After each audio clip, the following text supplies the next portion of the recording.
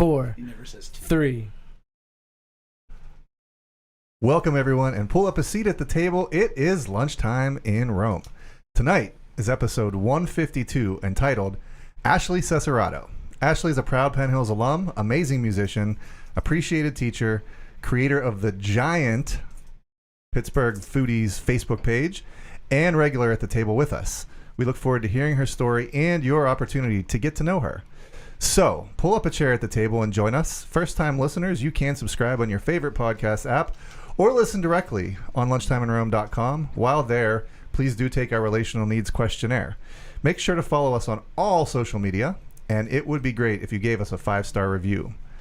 Jay, what specifically is this podcast about? Being alone is the worst. Good times aren't as good, and bad times are worse when you are all alone. Romans 12:15 says to rejoice with those who rejoice and mourn with those who mourn. That is how you keep people from being alone, and what this podcast is all about. We demonstrate that in the first 15 minutes or so of the podcast and talk about it for the rest.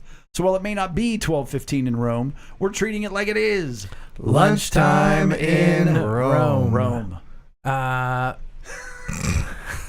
It's been a good week. Does an count as an They're in the same family, I would say. all right. Right off the bat. Married. Right off the bat. And Ashley's with us. Took everything I mean not to say. Amy and I took, and we didn't tell anybody, but we took yesterday off. Thanks for sharing, jerk. Well, we had a day, and we went to go see people that have been on this podcast, Kate and Luke. And I their new... thought you meant like all of them. Like we took the day off. We were just doing round. This is like a week from now, Ashley. He showed up at your house. North Carolina to see the Booth Bees. Yeah, right. We went and saw Kate and Luke and their new baby Ava, who is adorable. Aw. And How old now? 4 months? no, 2. She just actually 2 months yesterday. That's what I meant. It has seemed longer than that, though. I do feel like I had no frame of reference. right, but Less than a year. It did feel long. I thought she was coming back to work a lot sooner, but she still has another month. She doesn't feel like it's soon or Well, sure. long enough, but. And that was great. And then today we dyed Easter eggs with Mags, which was super fun. And she's just now old enough. Like she was like pulling them out of the vinegar water How much solution. got on her fingers? Not a lot, man. Like I was like dumbfounded. You had it on your head. Yeah, that was not the case. I thought it was going to be a lot messier. No, I meant from you, not from her. Oh, right. She's like, Daddy's messy. She did touch a little bit, and then she was like, I'm going to change colors. And I was like, well, yeah, if you keep touching it, let's not keep touching it. But yeah, it's been a good week. Weather's warming up. Yeah. Which I'm excited about. I'm so ready for the weather to warm back up. It has been a depressing kind of April. It has been dreary and rainy and cool. And yeah, today, like I'm not one to talk about the weather, but today was the day to talk about it because it was just felt so good. Where are you with weather, Ashley? Are you get affected by it, or is it just I think I do get affected by it to a point. like more wintry? Yeah, I don't love a very long winter. I wish it would snow from the middle of December to the beginning of January and then kind of be above 60 again. Yep. I'm with you. So you should move to Denver, is what Right. you're saying. Like a foot of snow one day, beautiful. Next day, 70, beautiful. That's true. And then between 60 and 80 degrees for the rest of the year. I think April this year was what March normally is. Yeah, I agree. You know, Absolutely. like March, you're like, oh, it's spring. And you're like, no, it's really still Right. winter. Right. And this has just been, Yeah, it's March- been the rain more than Right. anything else. Like it's been rough. It has. But I have turned my thoughts to the pool. Well, I'll tell you later. I do have one more thing. I'm sorry. Go for it.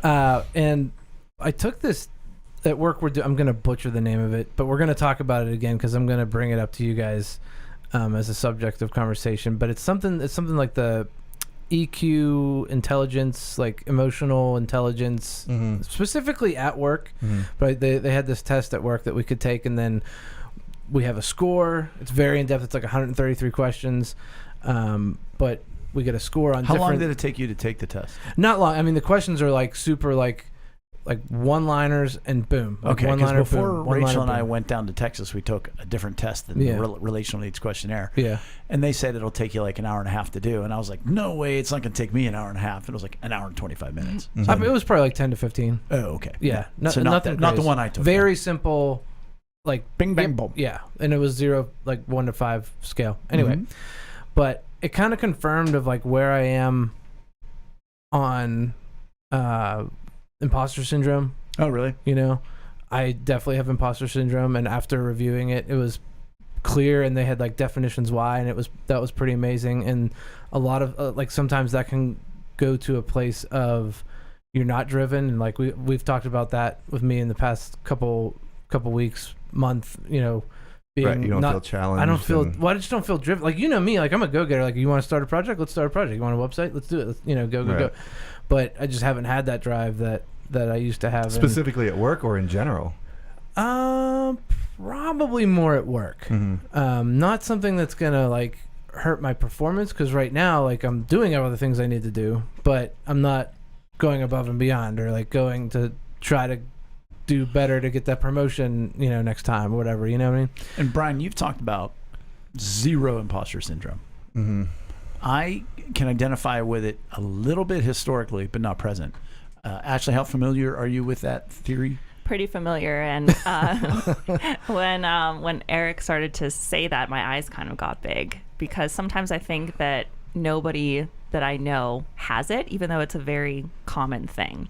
So I think I definitely have imposter syndrome, and I think a lot of it too has to do with self-confidence, and mainly in my musical abilities. So I'm actually... I apologize for that. Then let's scratch that from the beginning. She's not an amazing musician. Yeah. We'll scratch that off and say she's a competent musician. How's that? Yes, that much better suits me. I want to give you more peace. Like, do you live with it constantly, or is it'll happen in certain settings or challenges, or? I think it just happens occasionally. Most of the time, I sing with a choir, so a lot of times I kind of feel like... Which choir is that? It's the Mendelssohn Choir of Pittsburgh. Ever heard of it? Kind of a big deal. It is a big deal. It is I a mean, big we deal. were Grammy nominated. Right. Wow. Yeah, That shows they that let you know- anybody into that choir. I was just gonna say, I'm sure you had to audition to get in it. Yeah. And it's funny, I could tell you a story we could talk about after the show, but I could tell you a story how I'm validated in what I do, and it's ridiculous how I feel I have imposter syndrome, but I have it. And I still have it, even though I know. Right. Yeah. It's imposter syndrome, but you know, I guess maybe to some degree, like, are you a good singer? I can't just come out and say yes. I know, you it's know, weird. like, you It's saw weird. how It's hard crazy that was for because me. do they let bad singers into the Mendelssohn choir? No. See, logically. Right. And does that conflict cause you stress? Like, okay, I must be a good singer, but I don't feel like a good singer. Yes. Right. That's where it gets maddening, because then people say to you, "No, Eric, you're great at what you do." You're like, "I know I'm great at what I do, but I don't feel like it. Right. I compare Exactly. myself to others. Ugh. Projects I work on aren't. I know, dude. I know.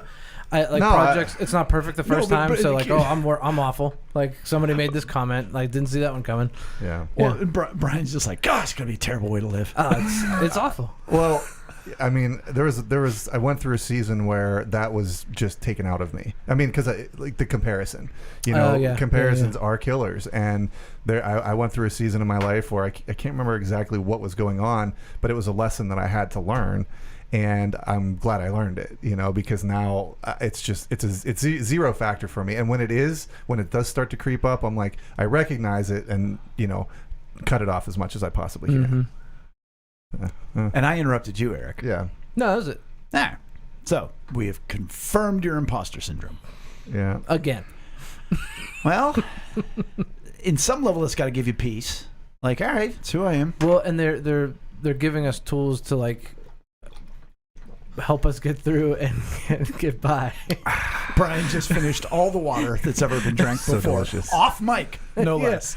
That was off mic. But yeah, that's it. I want to hear about you guys. I don't know if it was entirely off mic. Is the whole I tried to point. make it as far off mic as I could. Inside Out. We were yeah. talking a little bit about that last night, and it might be a subject for a podcast, but Yeah. Have you seen it?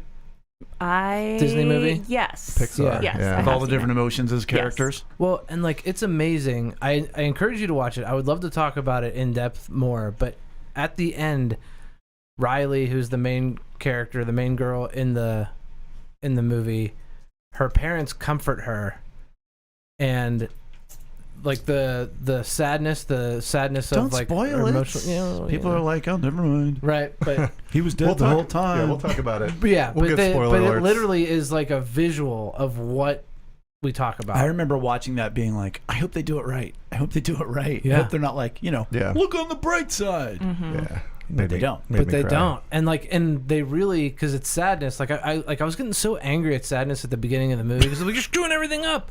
But then at the end of the movie, it's like, wow, this got real. Yeah. Can I go? I wish you would. I will go. It was Lex's birthday this weekend, and so we celebrated her 29th birthday, and 29 again, and 10th anniversary of her 29th birthday? More than that. Yeah, well. Anyways, so we went down to Condado Tacos again down in Lawrenceville, and it was amazing again. It's just such a good place. Have you been there? Anybody else? I have know not. you've been there. I've heard Yeah. so much about She's it. like, I've heard it's a cute taco. She's like, I've heard it's great. If you like mid-level chain taco places, yeah, it's yeah. fine. I like going in there. on Eduardo's good, but ever since well, there's also Taco right down near Heinz Hall that it's Taco with a K. means octopus. It does. Yeah, I know. I don't know why I said it like that. It's a bougie taco. But I do like going into Condado Tacos, tripping on acid, because like all the walls are just amazing. And You don't do that anymore. I don't do that anymore. So we did Condado Tacos. We went to Natural Ice Cream, I think it is. It's like it's this round plate where they pour the ice cream onto in liquid, and it's, I think, 25 below zero. And so the ice cream freezes real quickly, and you basically make whatever kind of ice cream you want. Ethan got Cinnamon Toast Crunch. Lex got strawberry pretzel salad. But they roll it. Have you been? I have been. Oh, I didn't love it. yeah. I didn't have any of it. I was so full from the tacos that I Oh, was they like, roll it like they scrape it and they roll Yeah, it. like- And yeah. Okay, I know what you mean. Yeah. I had a bite of Ethan's Cinnamon Toast Crunch, and it was pretty good. Yeah. But you wonder if it's show as much as it is Oh, quality. it very much is. It's like it's ice cream, but the way that they present it to you, it's pretty cool. Yeah. So we did that. It was a nice weekend, but I'm thinking about the pool, about the work I have to do, trying to line everything up. I have a car that's in the shop Still. and I heard today that like it's not the transmission's in, but they can't get it won't accelerate like. And that's kind of I mean- I'm no problem. mechanic. It will, but so we're trying to figure out what it is at this point without pouring like money down a black hole, because Right. it's a 2007 car. So we'll get to the bottom of it. Hopefully I get the car back. I know my pool's going to be up and running, so that's where I'm at. Man. Yeah, I'm ready for the pool. me too. We need to paint it. I'm there, Repaint man. it. Just let me know. What happened to the paint last year? It just kind of faded. Oh. I bought what I thought was way too much, like double. And you spread it too thin. I don't think so. Like we applied it the way that like I prepared the pool and the undercoating, because I redid basically like the liquid line, or the it's kind of a liquid liner where you paint it on and it seals the pool up, and we did it right. We prepared it to be painted, and then we painted it the way that they told us to. So I don't know. It just I'm gonna repaint it again, and we'll see what happens. And I got a new ladder, and we're getting. You did an acid wash last year, right? Yeah. Could that maybe have maybe not been rinsed off all the way and then it ate away at the paint or something? I don't know. And maybe this I year. won't do it like that this year. I'm just gonna paint it. Yeah, you don't need to acid wash it. I don't think so. Yeah. So I'm just gonna paint it, and got a new ladder so Eric doesn't fillet his skin again, Yeah. like he did one year. That's a good idea. We're What getting happened? a heater. The heater I'm excited Yeah, about. we're getting a heater. Our neighbors, Keith Stone, is very Stone? generous. So That's the best kind of heater, the one you don't pay for. Mhm. right, I have to pay for the line and everything, but yeah, it's gonna be great. What were you saying? Oh, the ladder. A couple of years ago, Yeah. we had the rickety ladder. It wasn't like I didn't do a really good job of reinforcing it when we opened the pool, and so Eric was walking up it, and My leg slipped between the ladder and the wall. Oh, is that what happened? Yeah. I thought the thing just fell off and like it just shredded your skin. It came away from the wall, but then it went down, and then I was just stuck there. So I don't feel Yes. bad about that. It was not. I do, but yeah, right. Yeah. wasn't really my fault. So those are my thoughts for this week. Wow. I'm glad things were good and you celebrated Lex and you had apparently showy, if not adequate, ice cream. Mm-hmm. So for me, it's just been crazy busy. We had a text for a group project we're working on Sunday. They were like, hey, can you meet Monday or Wednesday?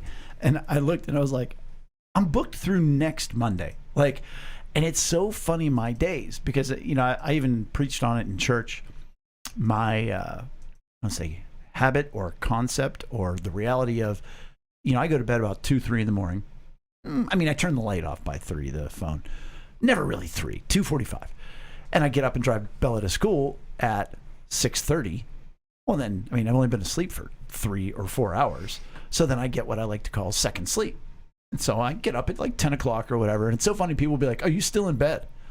And I want to call them at 2 in the morning and be like, are you in bed already? Oh, that's weird, But so my days start out like each day I'm like kind of free till noon unless I have a lunch meeting.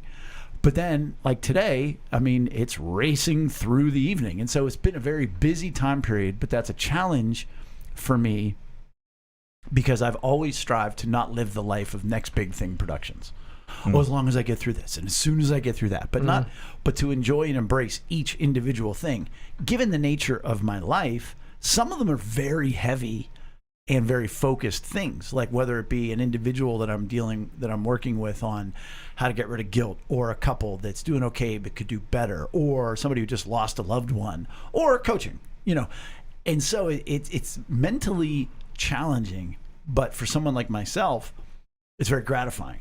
And so I've been able so far, we're hitting here Wednesday night, that I've been present in each of those things. And I think I'm successfully accomplishing those things. So it's been a good period for me. Yeah. And I even called my mom today. I'm like, hey, Mom, just calling you to say there's no chance of me seeing you, but I'd like credit for the phone call.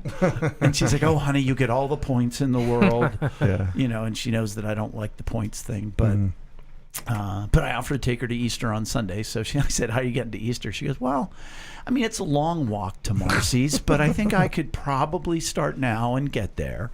But so I'm going to take her. And then nice of you. In regards to coaching, we are a very inexperienced team in a section with very experienced players and teams.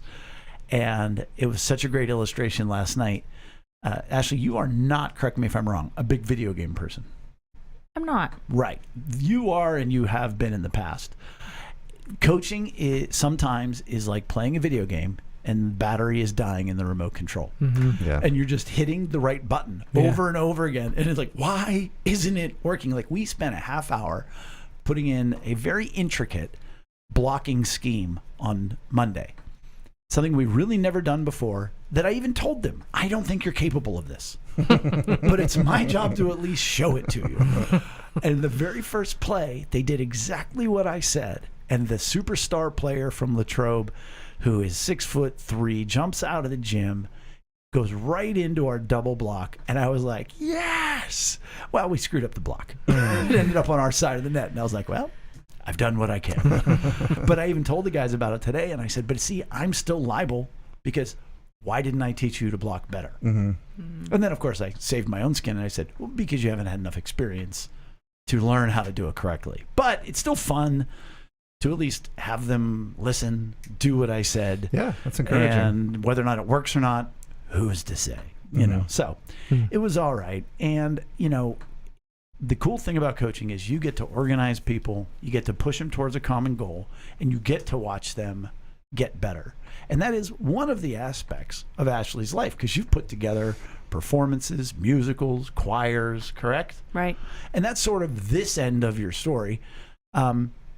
Let people know using sort of are you an organized person? Do you like to keep things organized? For the most part. So if we were going to do an outline of your life, why don't you give us sort of the Roman numerals, maybe capital letters, from here is little baby Ashley to the woman that sits here today. Like, so what was it like growing up on good old Universal Road? Yep. Is that where you grew up? I know did. your house. The Main Street section. Oh, Wow. okay. Yeah. So Down there, the joint. yes. the Universal down joint. the joint. Yep. Yeah. Or up the other end, right? You're more of a Yes. shop and save bougie kind of Exactly. Universal person. Yes.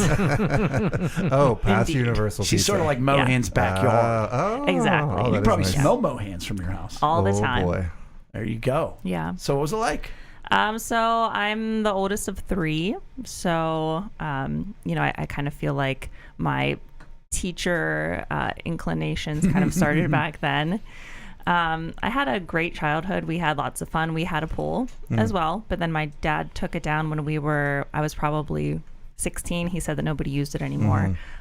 Was that true? I don't know. I mean, I think we still would have used it. He just didn't want to put the work into it. Right.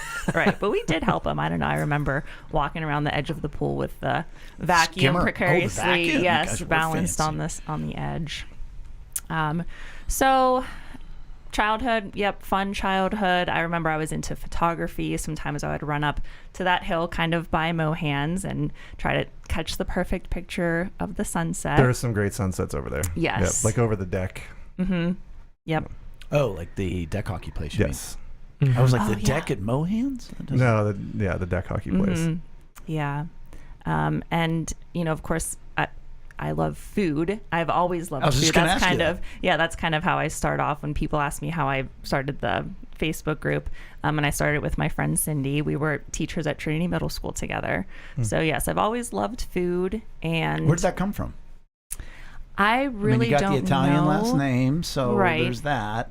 Which I had a moment of panic right before Brian said my name, because I'm like, is he going to know how to pronounce my last name? But of course, you must have prepped him on that. Unless, did you just know? I spent 3 hours. He does a lot of deep dives I into do. the show. I'm mean, it's all about more the homework and he's preparation. He's the rock of this whole thing. That's not true. But yeah, I don't know where my love for food came from. Who was was your mom the primary cook in the household? Yes. Yeah, we ate great. She made home cooked meals. What was her best? Every single What was her? night. What was her? If people are coming over, what's she making? Well, people didn't really come over. We had birthday parties and things like that. But I would say, oh gosh, put me on the spot. You can say everything. That's a nice out. Yeah, everything really. She made chicken divan, which I loved. Fettuccine Alfredo. Now, is your mom Italian? No, she's not. Okay. She's Czechoslovakian. My grandfather, her dad is 100% Czech, and her mom is, I believe, English, Irish, and German. Wow. All right. So yeah, we're a whole mix. My dad's father was 100% Italian, so my dad is 50%, and I'm a quarter Italian, a quarter Czech. So we didn't really have that ethnic identity. Right. And that's actually something that I've been wanting to do maybe over the summertime, like when I'm on break from school, is to work through a cookbook or somebody's Pinterest page or Instagram page and just Pinterest. cook authentic dishes. Yeah. I'm so anti-Pinterest. It's like, You're anti-Pinterest. oh, I can't even. I've never. Nope. I just go there and it's like look. Ashley's looking at me like, and I thought I knew you. I don't know. It seems disorganized to me, and it's all over the place, and I don't. Yeah, it is, because sometimes you'll click on things expecting just to get a link to a recipe, but And it's not. 20 different pages of recipes like that one or something. Right. Or you get some kind of error message. So I get it. I mean, Yeah. that's how I was. I'm not judging if you want to go on Pinterest. It's fine. I mean, I probably really started going on Pinterest, I don't know, 3 years after it became really popular. Right. And now I have my, few dozen things that I reference And every you once want in to a cook while. your way through sort of your heritages? Yeah, I would like That's to. cool. No, I think that would be great. I'm Yeah. just thinking all the different things you mentioned. I'm like, Irish, okay, Czech, sure. I want to start with the Czech and Italian first. Italian, you get stuck there forever. Well, I know. Czech too, for that matter. Right. I just saw in a Anthony Bourdain's, was it No Reservations? Is that what it is? Mm-hmm.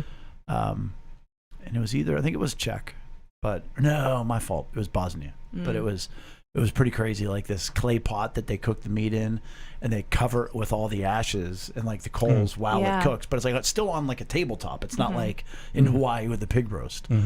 But they have to be careful once they do it because the ashes are flying through the air. And he said, but the elders say, if you're not getting ashes, you're not really having whatever it is. The their full dishes. experience. Right. So being that that's Bosnian and not Czech, you won't have to do that. Right. Well, that's good to know. That's a relief. And so growing up was good. Went off to college. I did. I went to Westminster College, and I kind of consider myself lucky in the fact that I knew what I wanted to be when I grew up. When I was 17, I had an aha moment. I was at a choir festival, and I just remember sitting on stage. I remember exactly where I was sitting. I remember what the lighting looked like. And our director was he seemed like he was 80 years old at the time, but he was probably only 60, 65. This little old man jumping around full of energy. And I just had this aha moment that I knew that I wanted to teach music for the rest of my life. Wow. At 17? Uh-huh. That's a great time. I still don't know what I want to do. You're close, though, bro. I'm You're just so close. I'm getting there. I took a test. I said it's not what you're doing now. That's for sure. You were diagnosed with accurate imposter syndrome. That's the worst. Westminster's a nice campus, and that whole area up there is. I used to deliver water up around that area. What? Yeah, I almost ran over an Amish cart. Like I came around the corner onto this road, and this horse just like reared up, and I'm in this big water truck, and I didn't hit them, and it wasn't bad. But yeah, that's a really nice campus up there. A lot of history and character, and that'd be a good school to go to. Yeah, I really liked it, and I remember maybe, let's see, when I was around 27, I went through this period of time where I just really wanted to go to college again. I was just not happy with where my life was, and I just wasn't happy in general. And I just had this urge that I wanted to go back to college and redo it and have fun. And I got, what do you call it when you get asked to join a sorority or a fraternity? Pledged? Yeah, I guess so. So I got asked to be in one, I think my senior 27? year. No, my senior year. Oh. No. And I said no. So looking back, Rush. at the age You of rush. 27. That's what you do. You rush. But I didn't do. You were probably 'cause they asked to asked pledge. me. Asked to pledge, and then they were like, Right. "You pledge, you'll be in." Yeah. That kind of thing. But you said no. I said no. Because? I don't really know why. Was it Tau Beta Sigma? Mm-mm. No, my brother was in that one. I'll have to. And it was I like don't remember. it's like a music fraternity, sorority / sorority. I was in the musical and Mu Phi Epsilon, but we really didn't do much. It was like an academic one where you just kind of said that you were in it. Mhm. Right. And that's pretty much. You might Yeah. have had a meeting once in a while. Right. I was in one for my major, and I don't even remember what it is. Like it was more of an, I don't say honorary, but like, yeah, it's an academic association, not Right. a fraternal whatever. Mm-hmm. But you said at 27 you wanted to go back, but you didn't go back? No. I mean, I got my master's degree online between the ages of, I think, 24 and 26. I did that program through Kent State University. And what was it about? So if you're unhappy at 27, and that's what you just kind of said, this wasn't good, you weren't happy, whatever else. What was it about college that, like, why didn't you say I want to move to Hawaii or start a new career? Like, why was college the thought of a good time? Like, what was the call for that? I think because I was with all my friends and like-minded peers, just all kids going to school for music, and we had a great time making music together, and we went on a couple of choir tours, which are always super fun, and you didn't have the responsibilities of a true adult yet. You don't really have bills. You have to put gas in your car. Right. You think you do at the time. Right. And so how much of that it sounds like you had like this relational momentum when you were in college, if that makes sense. Like, okay, I got a bunch of people that are like me. We're all going in the same direction. And then you graduate from college, and it's like a slingshot, and like you're getting further away from that. Right. And it's slowed down, and you wanted sort of that relational momentum again. Were you always surrounded by like-minded, not like-minded, you know what I'm saying? Like, did you always have that group inertia in your life? Were you always a part of something where you had a lot of, for lack of a better term, fellowship and like-mindedness? I think so, because when I was in 4th grade, I joined Mrs. Speary's choir, the Eastern Area Youth Chorale. Which Ever heard of it? I can never call her by her first name. So. No, that's Mrs. Speary. Yes. So I was part of that. I went to church my entire life. Where'd you go to church? I went to Universal Presbyterian Church, Really? the little red and white Yeah. church. Wow. Right across from the Universal Pizza. place. Mm-hmm. Have you had their gluten-free pizza? I have not. Do you know about it? No. Yeah. And see, that's what we wondered why That's the whole what is that's God's the entire purpose? reason she's here. That's It's it. really good. And we're going to shift hats really all good. night long, everybody. And food's going to keep coming back in because she's Has obviously a to. big foodie. So am I. So I am gluten-free 95% by choice, Okay. but also for its anti-inflammatory stuff, everything else. Somebody told me about Universal's gluten-free pizza, and they warn you, it's not like certified Chris is watching, by the way. gluten-free. Right. He said he's under the table, not at the table. Whoa. But he's they're the gluten-free advocates and whatnot. Yeah. Right. And so they're like, but I'm not going to die if I have a little bit of gluten or whatever Right. else. It is you will not find a better gluten-free pie anywhere. And I know people who will get really sick and they've had it and they haven't gotten sick. It's got to be witchcraft, voodoo, and cigarette ashes Yeah. that she puts in that pie. You guys have both had it. Oh, it's Had it. great.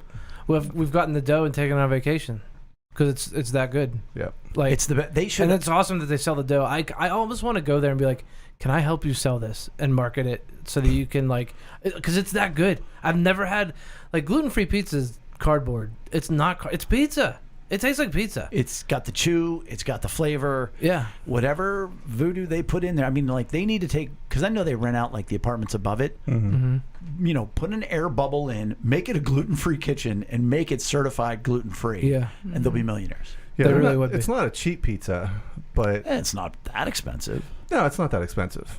No. But it's not cheap. But the church across the street is where you went growing up.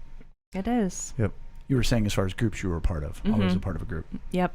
But I would like to interject that my friend Thespina, she sings in the choir with What's me. her name? Thespina. Despina. She's Greek. Oh, okay. Yeah. With a TH? Okay. Because I know a Despina. Oh, okay. Yeah, Thespina. I don't know either. So we went to Mercurio's about a month ago, and she had heard in one of her gluten-free Facebook pages that she's a part of that they had really good gluten-free pizza, and apparently they did. I didn't try it, but she's like me. I get emotional over food sometimes, and she got emotional over food because she hasn't been able to have a pizza crust that it really tastes and feels like real pizza. Did she tear a long up? time. She did. And I'm not judging that at all. Do you remember my nephews Matthew and or Michael Pleshkowski? Yes. I think Matthew's wife's somewhere in there. They know that they're the people that own I think maybe it's a fraternity brother his own Mercurios. Oh, is that right? I think. Well, their pizza is really good, regardless of. are you whether it's gluten-free? I'm not. Oh, okay. Thespina is though. Thespina is. And she cried about the pizza because it was so delicious. Yep. You said you get emotional over food. We're coming right out of your childhood, going right into your present. What's the last food you got emotional over? Oh gosh, the last Or one. any. Yeah, I'm trying to think of the last one. I know I've gotten emotional over. I've definitely teared up over meatballs from the one at Highland Park, Tambellini's. Oh yeah. Love Because Tambellini's. they tasted just like my mom's, but maybe a tiny bit better. And that was years ago. And more recently, although I know there was a most recent time, but I got emotional over cupcakes. So there's a bakery in Bridgeville called Batter and Dough. Makes And sense. you can smell it from the outside. You can smell the chocolate and all of the goodness. Like you're excited by the time you walk in the door. Yes. Like a good bakery smells good inside. Yeah. Right. A great bakery.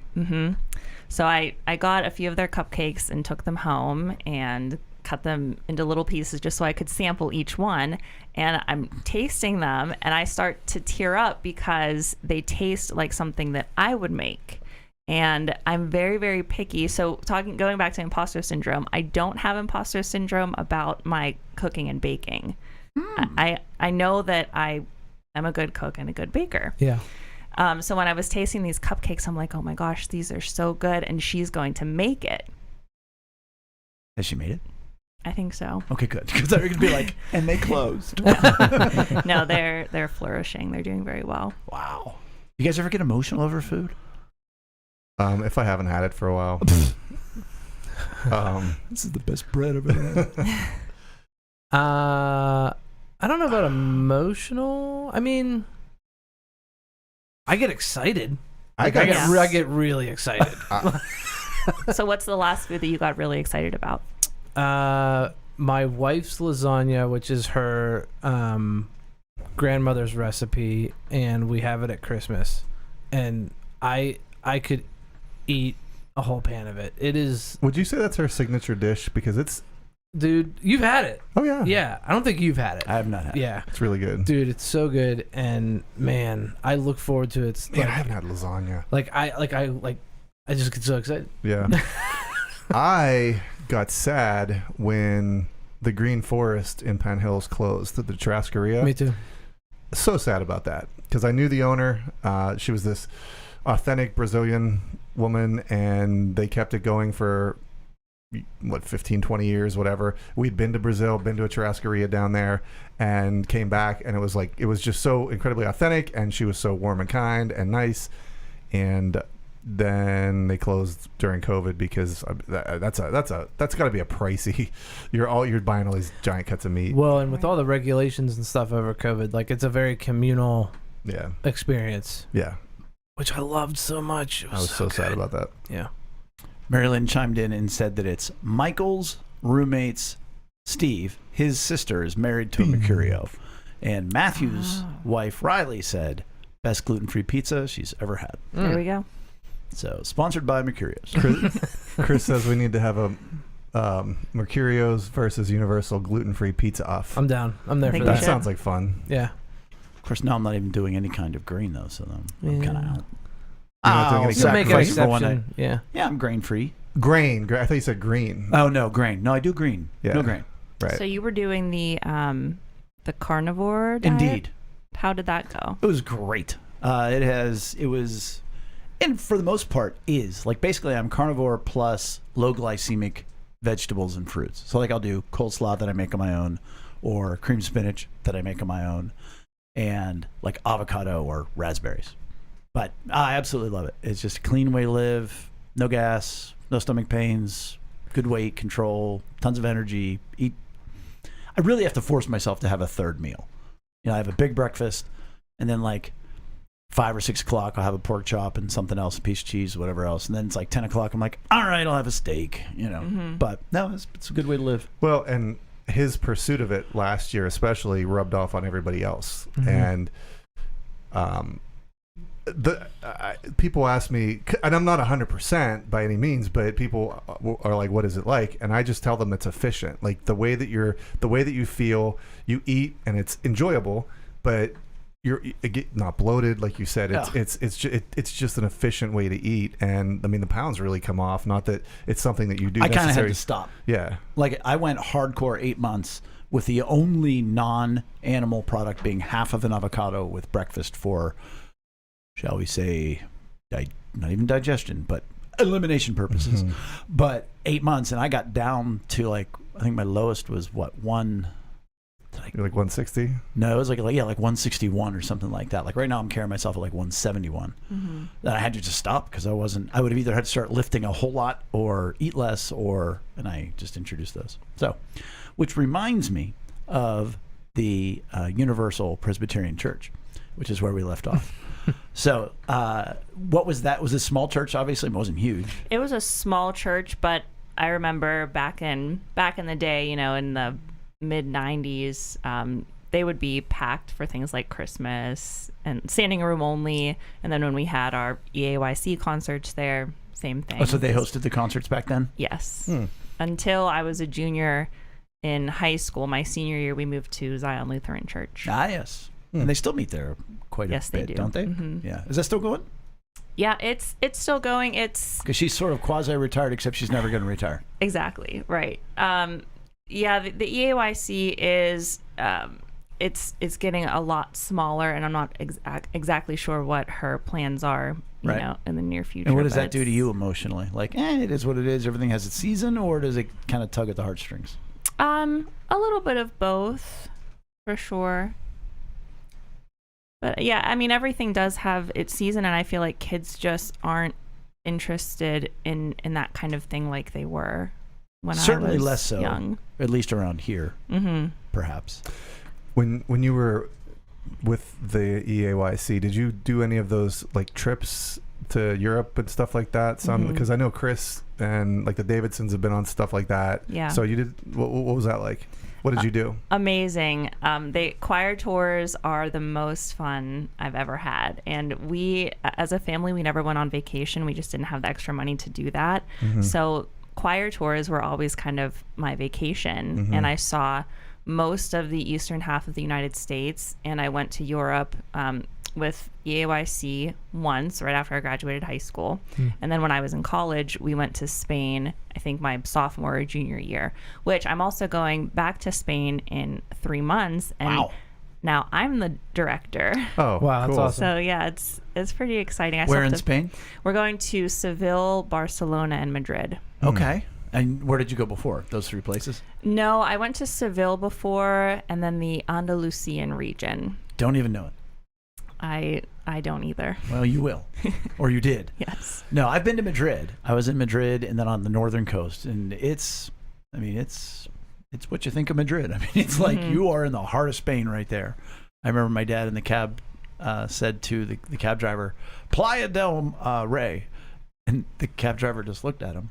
And I said, Dad, you mean Plaza? I said, you just said Beach of the King. And the guy's like, see? And we went. With the Mendelssohn Choir, do you travel at all? I would imagine, because that's a pretty big deal, like we said earlier. Well, I've only been in it. This is my fifth overall year, but my 4th consecutive year. And we basically lost, 2 years. But they did go to Italy, I think in 2017 or 18 ish. I didn't go on that trip, but we are planning a Croatian tour, which was supposed to happen this summer, but they postponed it one more summer. So I'm hoping to go next year.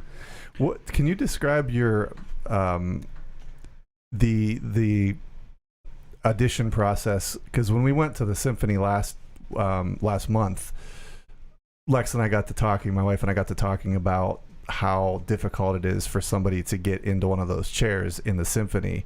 Like, it's rigorous. It's a long time, and people spend lots and lots of money of their own money to do that. What was that process like for you, and what were the emotions like as you went through that and then got accepted into it? So my first year, my friend Claudia from Westminster, she said, I think had both. She's a year younger than I am, so I think she had just graduated from college or was a year out, and then I was, one more year out than she was. And she said, "Why don't we audition for the Mendelssohn Choir?"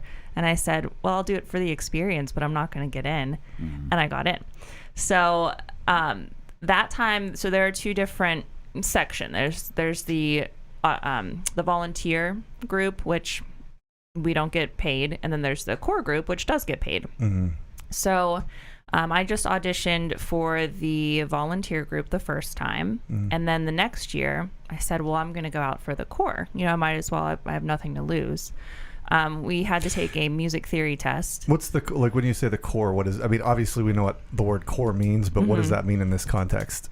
It's just a group of, they call it the professional core. So it's most likely people who have gone to school for voice, either vocal performance or, have a lot of experience with performing and who are just excellent at their craft.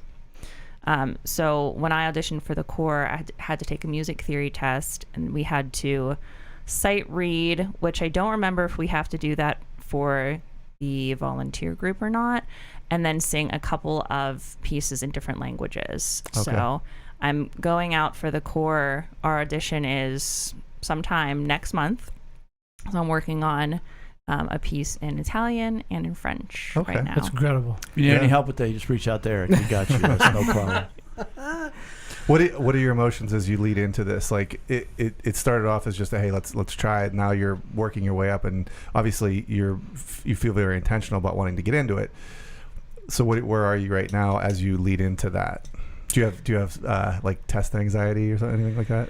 Yeah, and going back to the imposter syndrome, so that kind of plays a role into any audition process, or if I have a solo or something like that, which I haven't. The professional core has the solos in the Mendelssohn, so I haven't had a solo with them yet.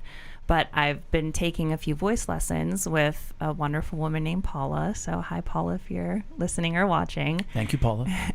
And she's really helping to boost my confidence as well. So Does she do that? Like, does she speak sternly to you and like so into you, or is she like gentle? And how does she go about that? she's like a cheerleader. So she'll just say, oh, that sounded absolutely beautiful, and people would pay money to hear that. And, any correction is just done very gently and in a loving way. Okay. So And is that, you respond well to that? I do. Yes. I mean, I'm the kind of person where I want to do something the right way and or the best way. So I want to know if I'm doing something wrong. And do you beat yourself up when you do it wrong? Yes, most of the time. Because with your relational needs questionnaire, one of your highest needs is acceptance, which is being loved even though you've made a mistake. So it's interesting that you enjoy hey, okay, this sounded great. However, we can do it this way. So when you're saying, like, if you get like a sharp criticism, does it sort of hit twice Yes. and like crushes? Certainly makes sense. Where's that come from? Because very often people were raised either in households like 9 times out of 10 it comes from our childhood, but it can come from 2 different directions. We're always pointed out what we did wrong, or we were never pointed out what we did wrong. That's interesting because Go ahead. I don't remember. Either. No. How long have you felt that way? Like, do you feel like you walk on eggshells around people? Not anymore. And growing up around a family member, I did, but not anymore. However, I do have this feeling that comes up sometimes. So, for instance, my parents and I went out to Roman Bistro in Forest Hills last month to celebrate my dad and my birthday, because we're 2 days apart in February. Happy birthday. Thank you. 35 this year. I was wondering the entire time. I was like, she said 27. How long ago was that? Yeah. No idea. So I had this feeling where, okay, I have to make sure my mom and dad are having a good time and everything is okay and they're enjoying themselves. So every once in a while, that feeling will kind of crop up when I'm with a group, even if I'm not hosting something. And not specific to your parents. No. But you're sort of the appeaser. You want to make sure everybody's okay. Yes. I mean, you can identify that with that to a degree. Yeah, absolutely. And I was also gonna. It's really curious because you're talking about your vocal coach, and it sounds like she gives you really good encouragement, but that's low on your list, which I thought was kind of surprising. The way you talk about that you like that, but I'm wondering if it's more.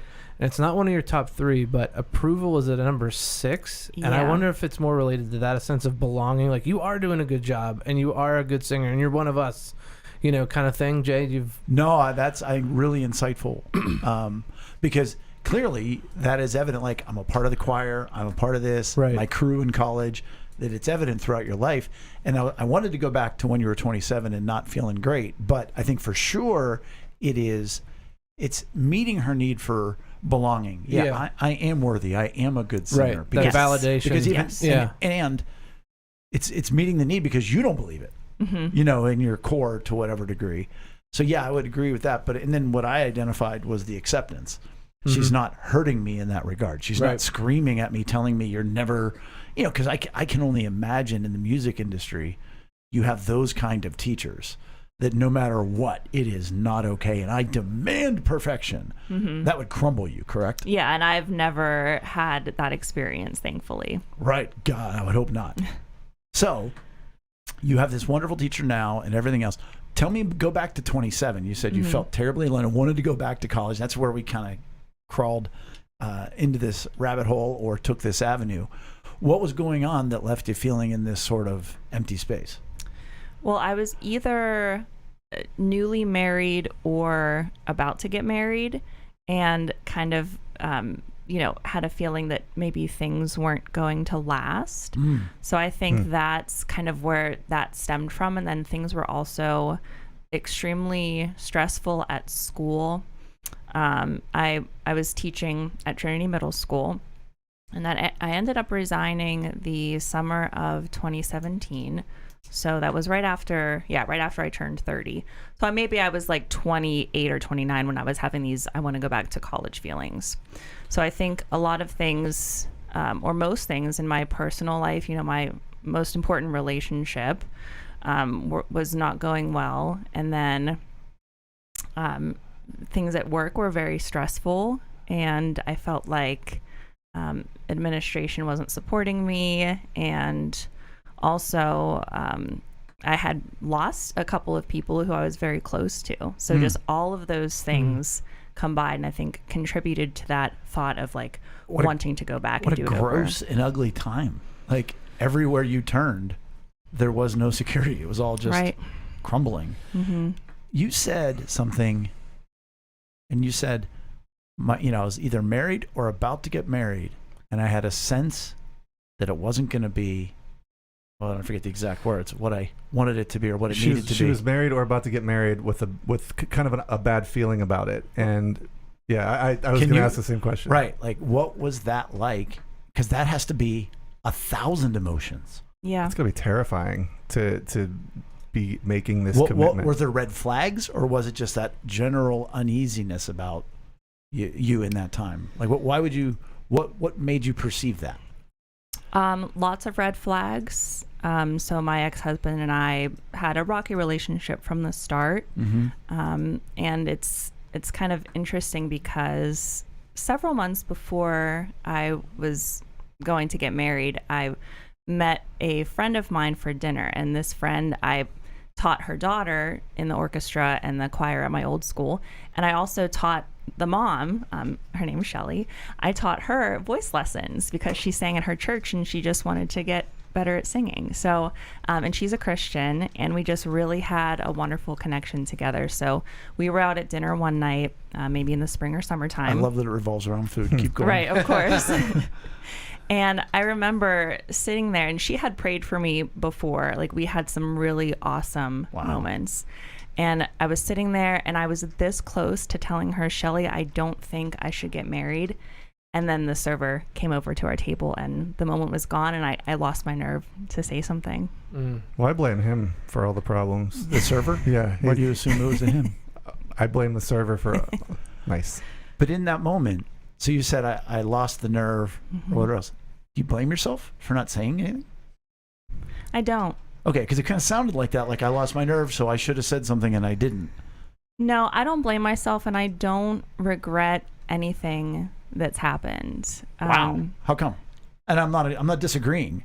Yeah. But for an imposter, very often you say that comes with low self-esteem and everything else. Well, then you typically would blame yourself. So how have you gotten that perspective? God.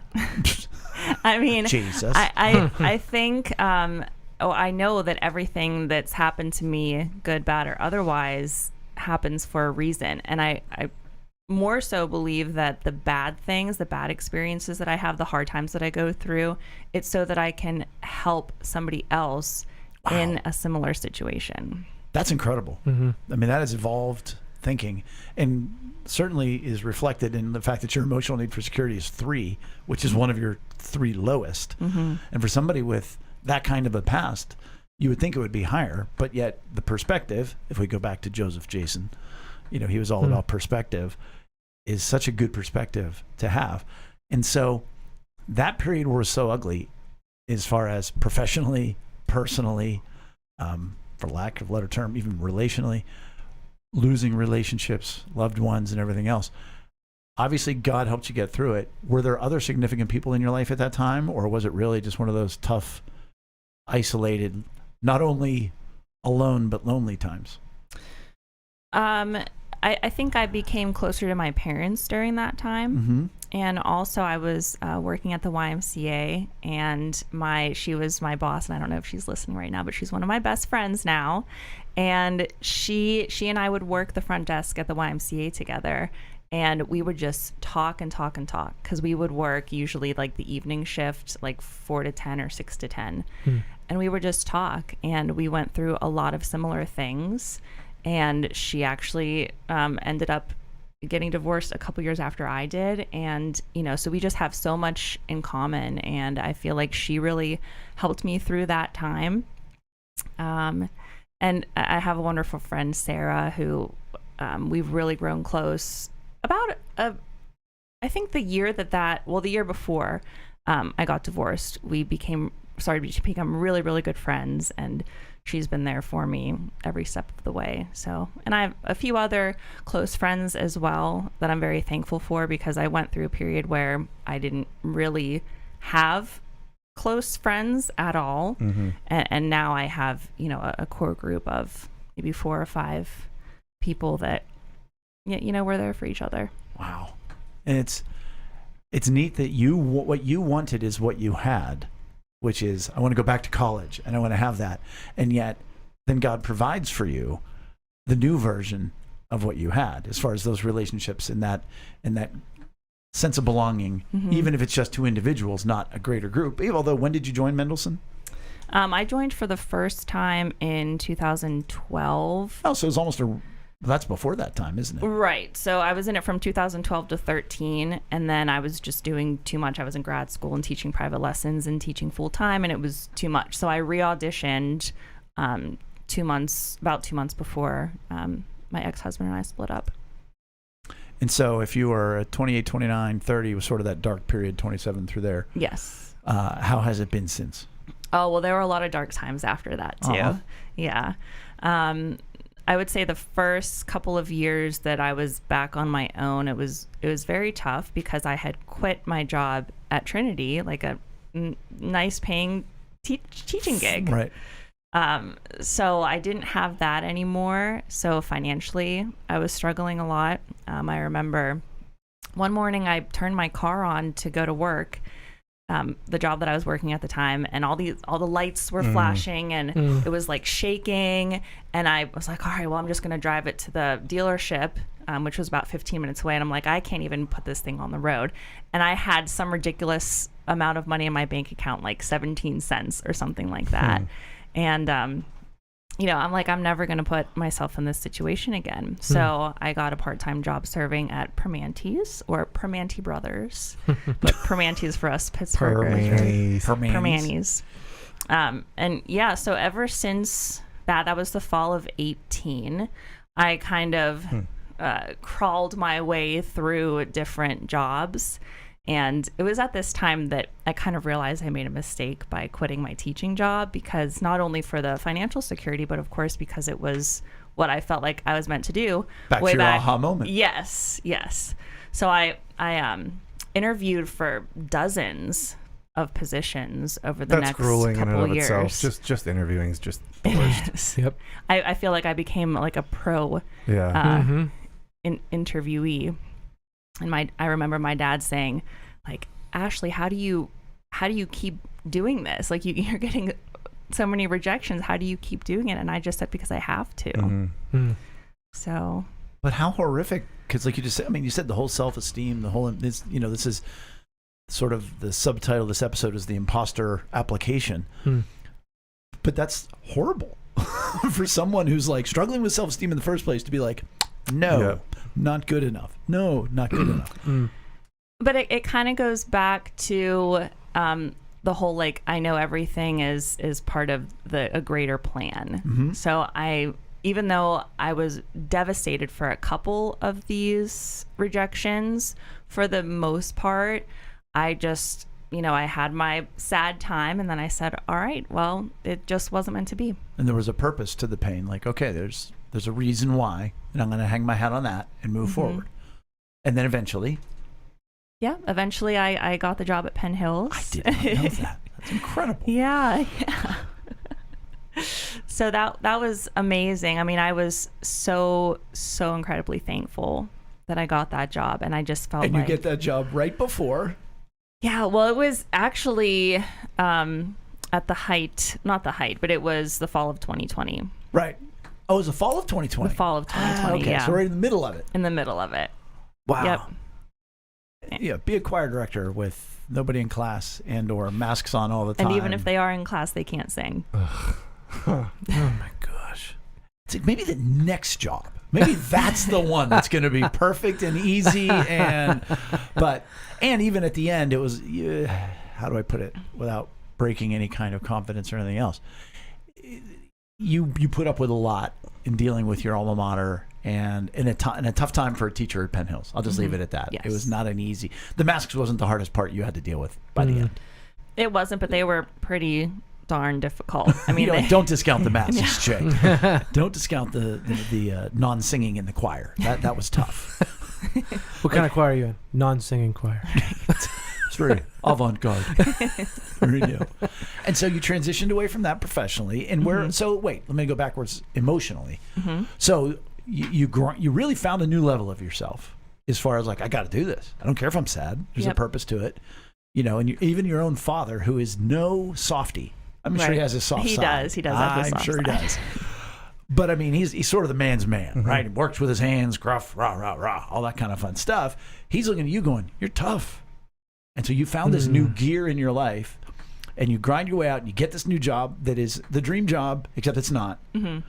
And are you emotionally like, all right, here we are. Like, are you out of that sort of 5-year funk? Are you doing better? Is it feeling good? Or where are you emotionally during that whole period? Because mind you, we're in the middle of we're in the middle of a pandemic at that point. I never really felt settled at my Penn Hills job, which kind of is weird to say because I'm a Penn Hills alum and I was teaching what I had done through high school. But I don't know exactly why, but I just never really felt settled. It's a different building. Yeah, that's why. That's probably why. That's why. I feel like it'd be weird going back to, and I'm from Penn Hills too, and it'd be weird to go back and teach something. So, what were you? What? Yeah. No, I mean, like I people, get it. but like, because there'd be people that know who you are, obviously, and it's different from like going and getting a fresh start. You know what I mean? Exactly. There's some baggage there, right? And I think I wanted a fresh start. Yeah. And did you get one? I did. I teach at Commonwealth Charter Academy, and I teach all online.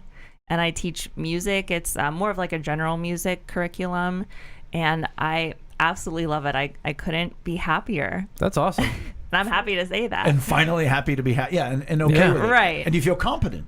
I do. See? I do. There's more than 17 cents in your bank account. Yes. And you're finding the online environment works well for you and the kids that you're teaching. We have a high failure rate, but I think that goes for any online school.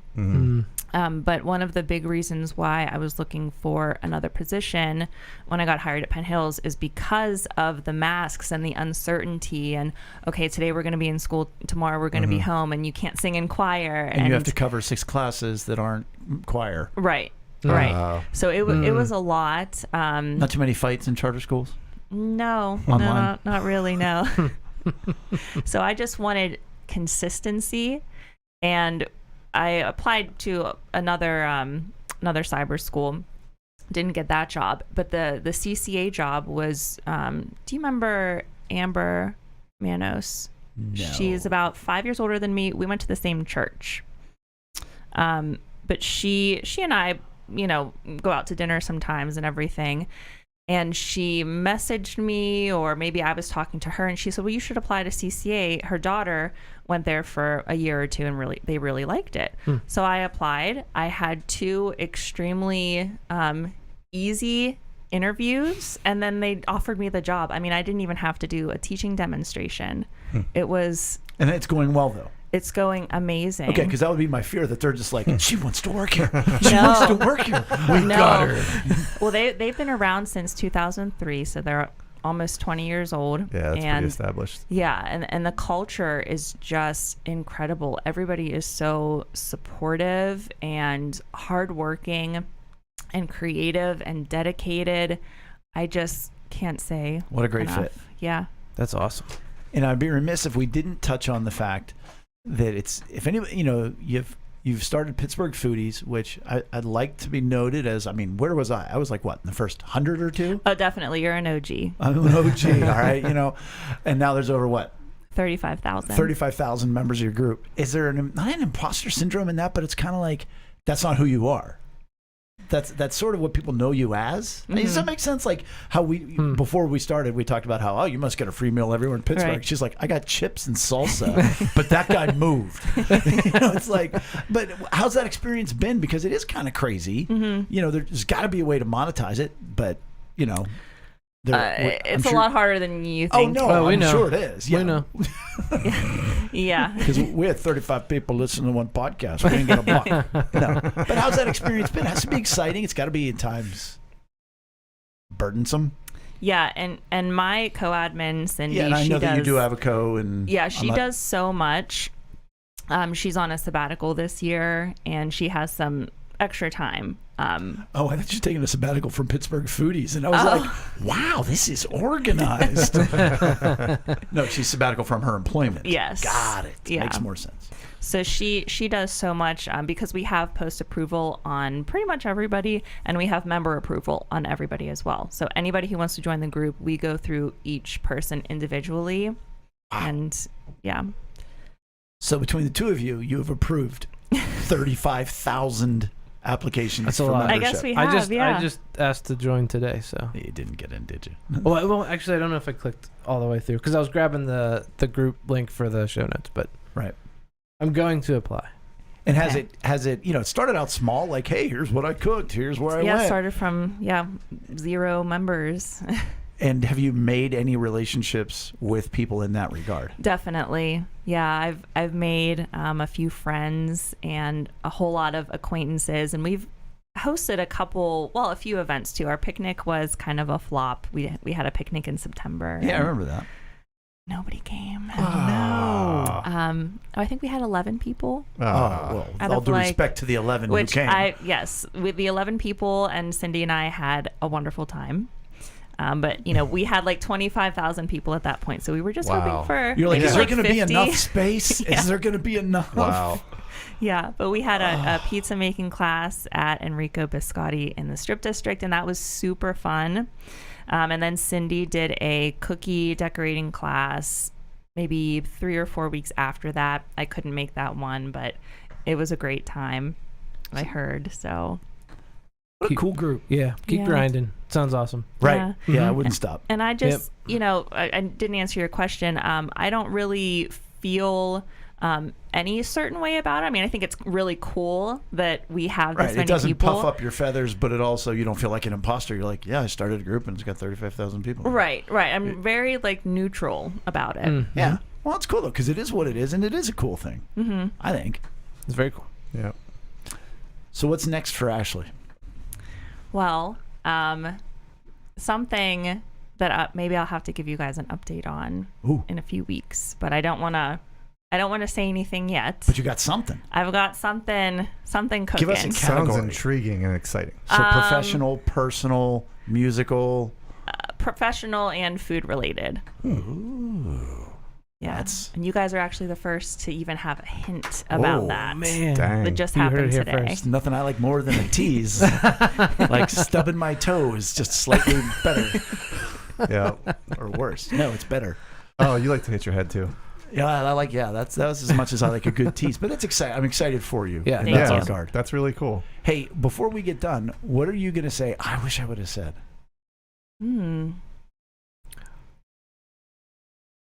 Best meal you've had in Pittsburgh, Best meal I've had in Pittsburgh. Oh, besides boy. your mom's meatballs. We got A tabellini.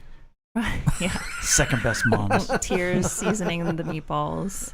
Seasoned with tears. You know, I always say people cook with love. Mhm. I want to open up a restaurant and say it's cooked with indifference. Like, it's just food, bro. I don't know what to tell you. Here's your waffle. I want to make a restaurant. We've talked about it. I've said in the past that I would start my own diner because I like to cook, and it would be called What's Good.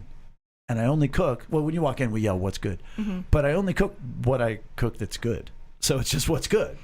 And then we were talking the other night, and we're like, well, then we could have like stuff like What's Fine. Yeah. And It's all like- right. and it's what you asked for. You know, like, there's no guarantees in this bottom section. I'm Anyhow, working on it. Yeah. So Yeah. your favorite meals. I wrote some of them down. So I would say, and I can't really answer this question because I feel like some of my favorite restaurants or favorite meals I might not have eaten yet. Sure. Oh, yeah, they're still out there. But some of my favorite places, favorite meals include Oak Hill Post, which is a newer place in Brookline. Oak Hill Post. What kind of fare is that?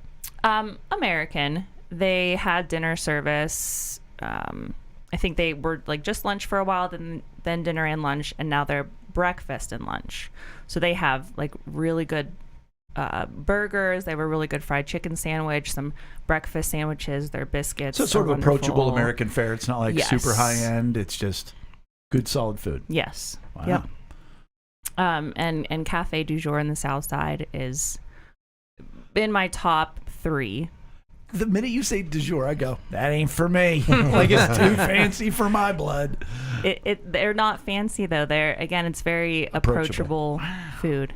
Yeah. All right. Well, okay. So not fancy. I don't believe in guilty pleasures. You like what you like. But if you could have like if you would $1 million identify, meal. No, what your guilty pleasure meal would be, like Crunchwrap Supreme at Taco Bell. You know, like you know what I mean? Like it's just something that's like, really, because you're a foodie. Mm-hmm. But what would you like? So you're saying regardless of caloric intake or even quality of construction. Exactly. Like Now I want to get Taco Bell. Dang. Like something that I haven't had yet, or something that something that you had. Like it's like a guilty pleasure meal. Like it's just not like fettuccine Alfredo at Olive Garden. Mm-hmm. You know, like no Italian's gonna. There's no pretense to this. It's just makes my mouth happy. Yeah, exactly. That's also hard to answer, but I will say that if I'm kind of just feeling blah or I don't really feel like eating anything else, Stouffer's mac and cheese. There you go. See, there it is. That's the perfect answer to the question. Yeah. Because you know, like a foodie would say, "Oh, that's not even food." Yeah, that's not. Good, but it makes my mouth happy. I think they changed their recipe a little bit because the past 2 times I've had it in the past, I don't know, 4 to 6 months, it just hasn't been the same. It's not as cheesy. I like a very cheesy, soupy mac and cheese, and I think they changed their recipe. We'll write it in a That's letter. their fault. Love it. Well, Ashley, thank you for being on this episode. That is it for episode 152. Please make sure to give us a like or a follow on social media and visit us at lunchtimeinrome.com. And do remember while you're there, please do take that relational needs questionnaire. It's going to help you out. It's going to help the people around you out. Thank you for joining us at the table in Lunchtime in Rome. Bye. See you next week. See you guys. Bye.